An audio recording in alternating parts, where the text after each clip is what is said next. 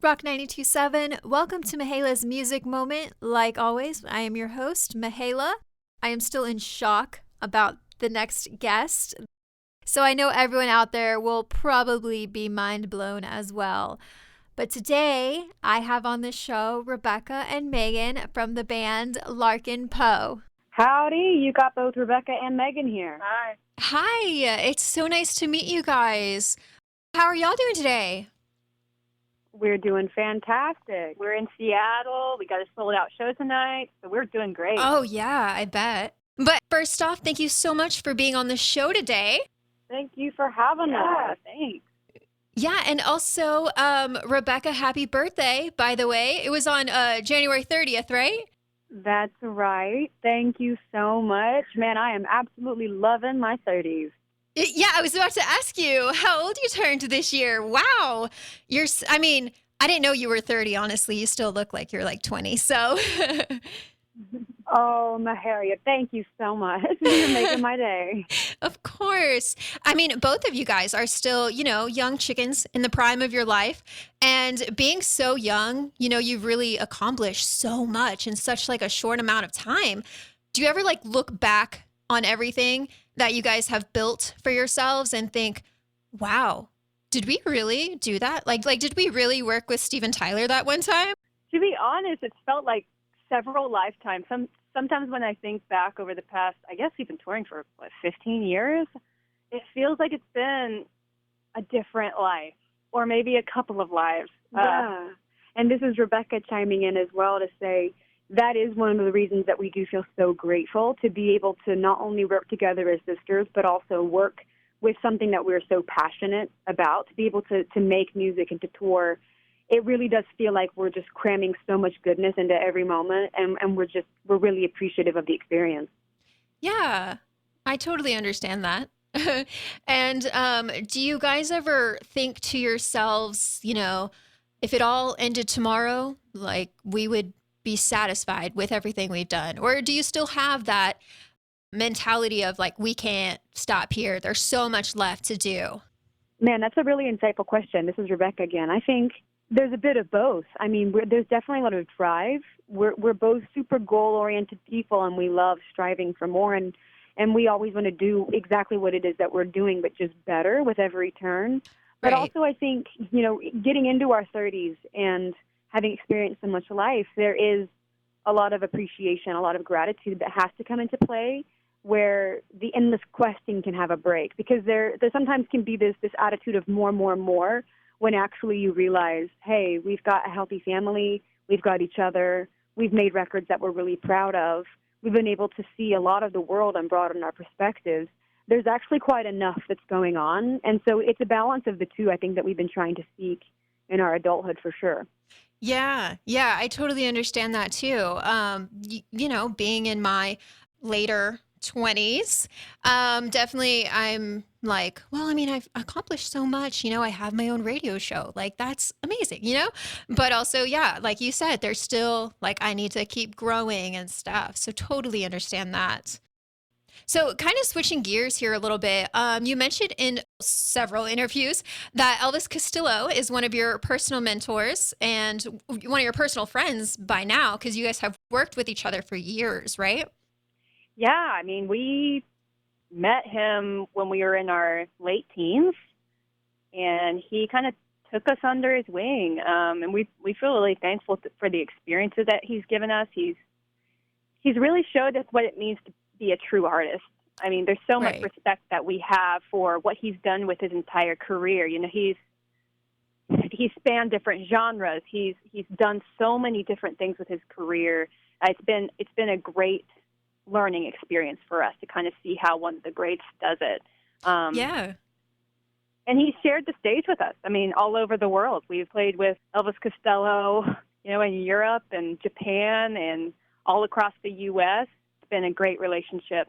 Yeah. So I'm curious, when you go to him for advice, on a new album or maybe a new song or something, what do you typically say to him?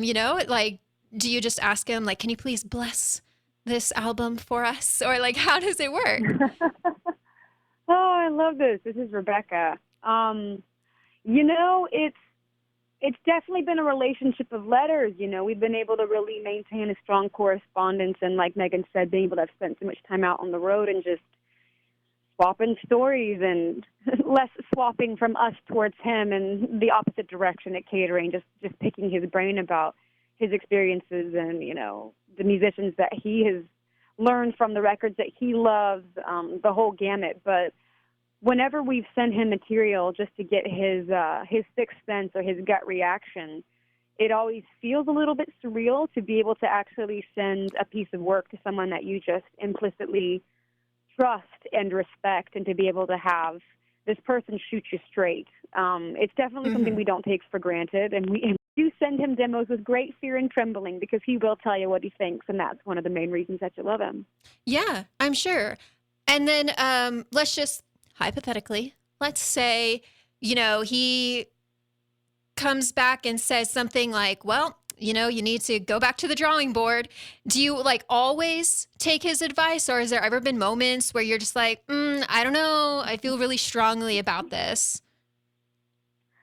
You got to follow your own gut, because I do think that that's one thing that we have definitely learned the hard way is that you can find yourself in, you know, creative quandaries and try to seek advice, but no one can answer the question definitively correctly or incorrectly, because that's the beauty of art. It is subjective.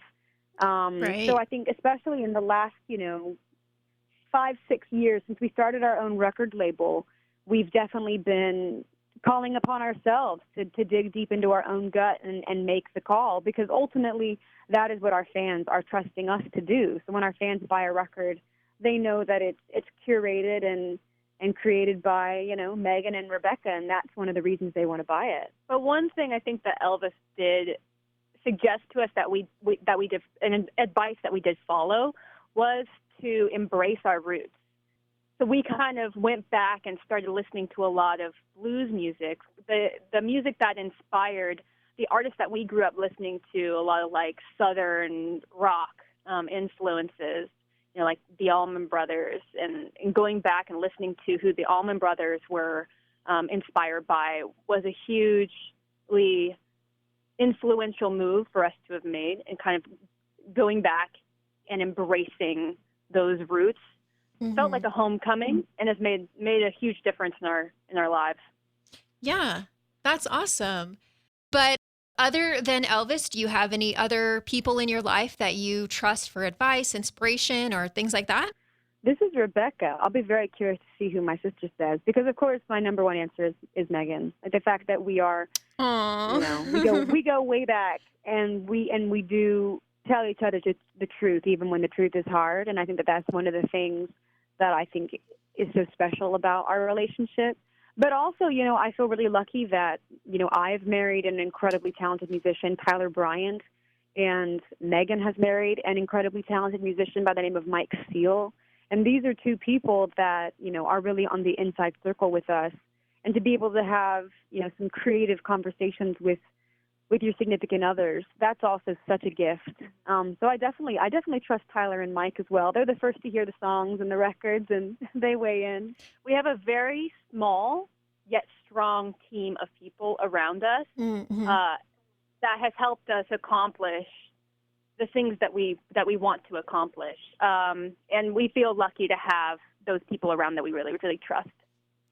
Yeah, that's awesome. And, you know, I can't even believe I'm saying this. I'm honestly super embarrassed. I didn't know until like super recently that you had connections so closely with Tyler.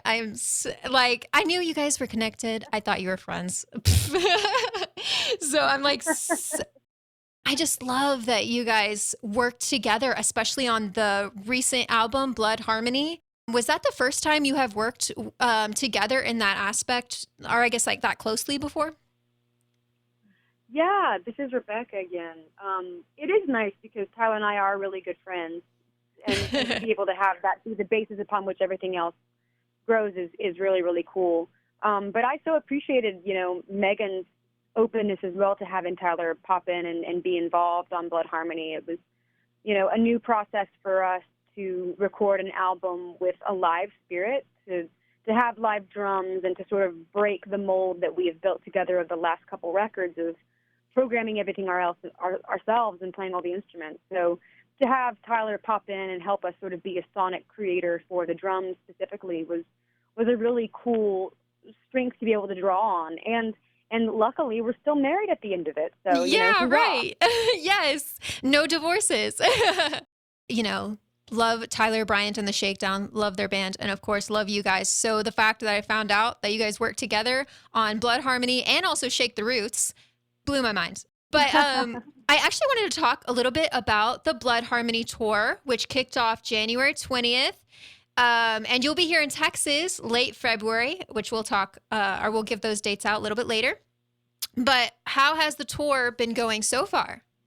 Tour has been going great. The shows have been so awesome and full of incredible energy from people. We have had a few cancellations, which has been a bummer due to winter weather. Oh, it's yeah. something we haven't experienced a whole lot of. Like, we never cancel shows, and it was really weird to be stuck. We're stuck. The roads were closed all around us, and there was nowhere for us to go. But when we have been able to play shows, they've been really, really incredible, and it's great to finally play these songs out on the road where they're meant to be played, because they were written for the live stage. Yeah, exactly.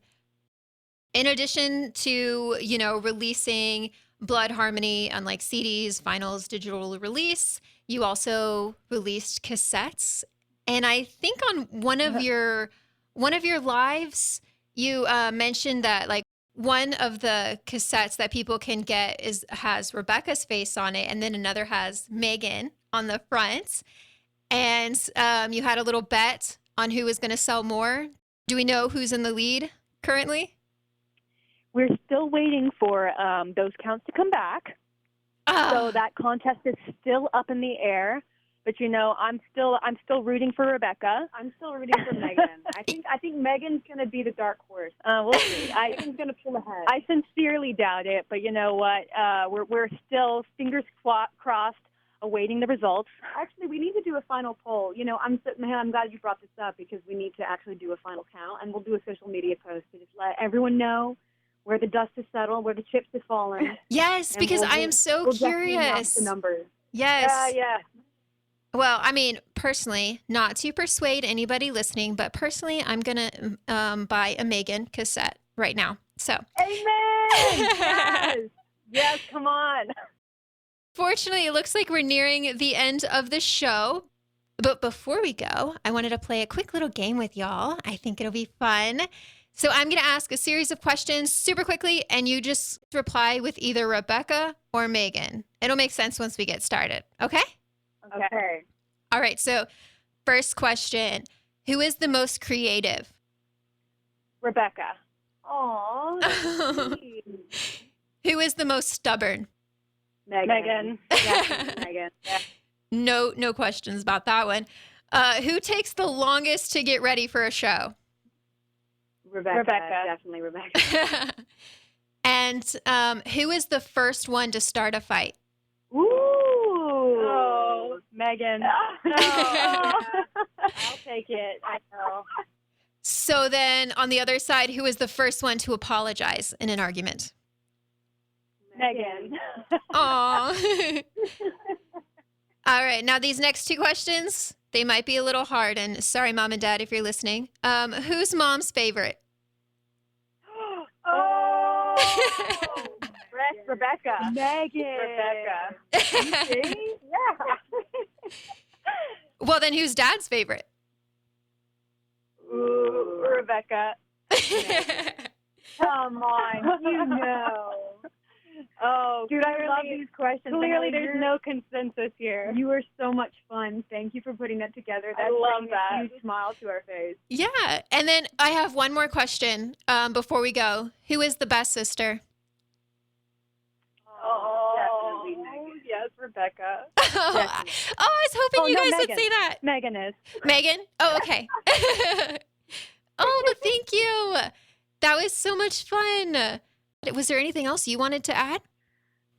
I would just pop in and say we've been having so much fun on this Blood Harmony tour, and we're really, really, really excited to finally come back to Texas. It's been a minute, so we're so looking forward to having some shows, and we really hope that folks will come out and party with us because it's just a really lighthearted, feel-good tour, and we want to share it with people, so everybody come out and hang with us.